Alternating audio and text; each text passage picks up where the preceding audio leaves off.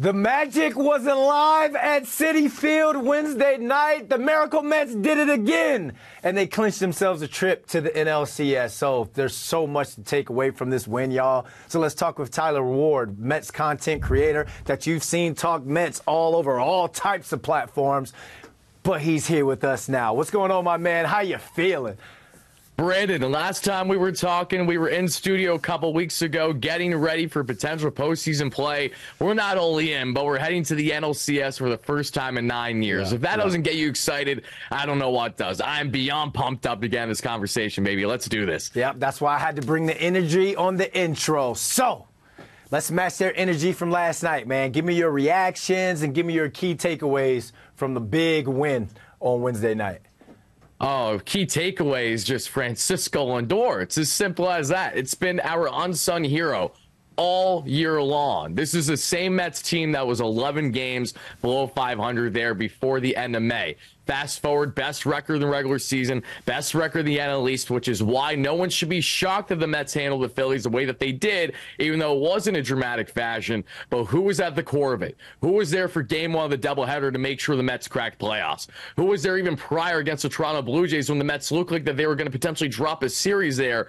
Who was there now for the Mets in the key moment where they stranded bases loaded twice already in the ball game, leaving a slam Cisco Lindor getting all that bad boy to right? Mets have themselves a 4-1 lead and ultimately a huge series victory heading now to the NLCS. Between Lindor's tremendous leadership, as infectious as ever, also calm, cool, and collected, Brandon, the triple C's that I love to reference with players, to see Lindor do that swing, do that drive, and to not freak out whatsoever the way that Jesse Winker surely would have, shows you how much of an unsung leader and captain, a true MVP for this Mets team that he is. Yeah. Heard that with the stellar pitching the Mets have gone. Great things are happening in Queens right now. Oh, we're going to talk about that debate for Lindor as baseball's most valuable player. But I was watching at a bar, right? And right when he got back to the dugout, they cut with his teammates, the team. Everybody was waiting for him, jumping all over him. Man, we talked earlier, a couple weeks ago, about how he kind of went through a little ebb and flow and had a little slow start at the beginning of the season, but he came alive when the time mattered most, man. Just once again, man, give him his flowers again, man, because you know how guys can get beat down into the dirt when it comes to not playing up to par here in New York City. But the man has been absolutely lights out. So once again, man, please give Francisco Lindor his flowers.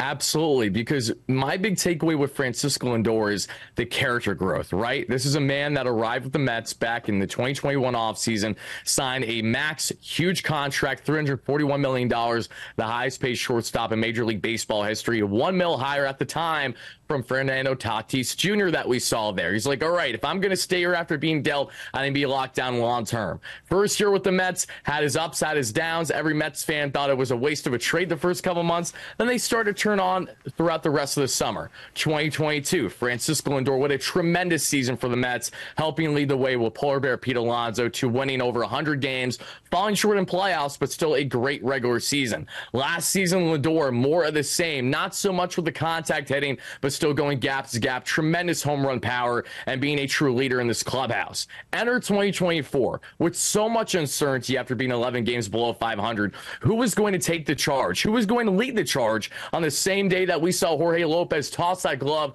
leave it to Francisco Lindor to once again be that guy to step up when no one else has? To say that he has not only been valuable, to say that he has not only been massive to the Mets' success in making playoffs is the biggest understatement imaginable. This team would be nowhere without Francisco Lindor. All right. Take your Mets hat off without taking your Mets hat off. Let's say you're one of the boring baseball writers of America.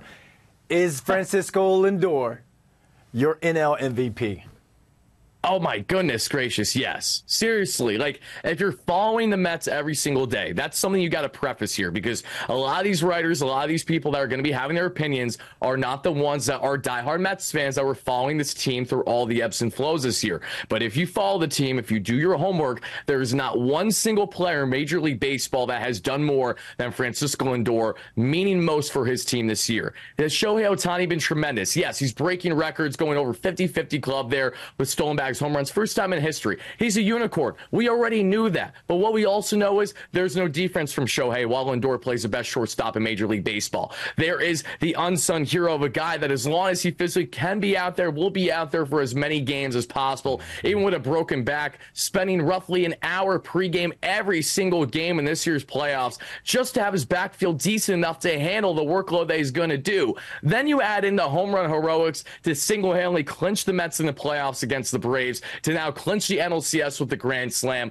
Lindor has come out and has showed out in moments that no other player in Major League Baseball has single-handedly done for their team. Shohei's amazing. We all know that. It doesn't change the fact that when it comes to what the most valuable player in baseball truly means, is a guy that's going to help you get out of a rut, take the charge as a leader, and lead you not only to postseason play, but now a deep run. Were the Dodgers 11 games below 500, Brandon? I don't think so. Yes, did the Dodgers have a lot of injuries this year? 1,000%. Doesn't change the fact that no one even sniffs what Lindor has done for the Mets this season, and that in itself, in my mind, is still an understatement. And that's the bottom line, because Wardy said so. Let's go, yeah, baby. I love that. Bro, that grand slam had me going crazy, man. I'm not even going to lie. That was huge. Bills. All right. Let's look ahead into the NLCS. They could be playing either the Dodgers, Shohei Ohtani's Dodgers, or the Padres.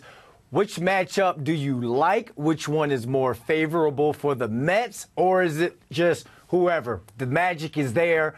Come one, come all. They'll play both teams if they needed to.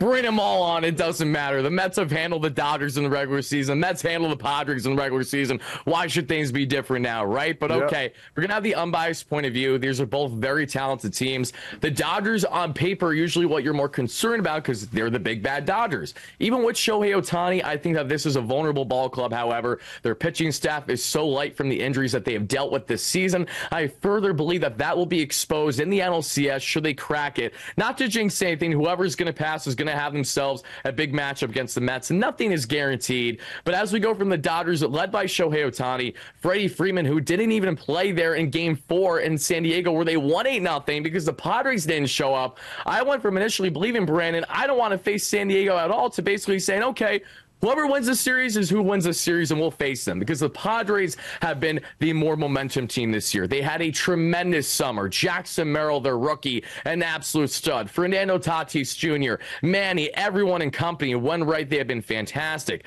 Bolstered the bullpen big time at the trade deadline. Have a tremendous pitching staff. Vibes are riding high in San Diego, but after being absolutely wiped the floor by the Dodgers at home, who knows what's going to happen in this matchup? So what do I have to say? I'm fine with either team. And the big thing is that whatever is thrown the Mets' way is nothing that they can't handle because they faced more adversity than any other team in baseball this season when overcoming their obstacles 11 games below 500. That is why I'm confident. That's why I'm so ecstatic about this NLCS. And that is why I firmly believe that even if we have a Shohei versus Lindor battle that I think we would all love to see, I do have strength and confidence in the boys to get the job done. Absolutely. When you talk about adversity, man, teams that go through that, they become like this caged animal. And you always see the teams that get hot towards the end of the season that has had some sort of roller coaster ride or have had to overcome something or some things.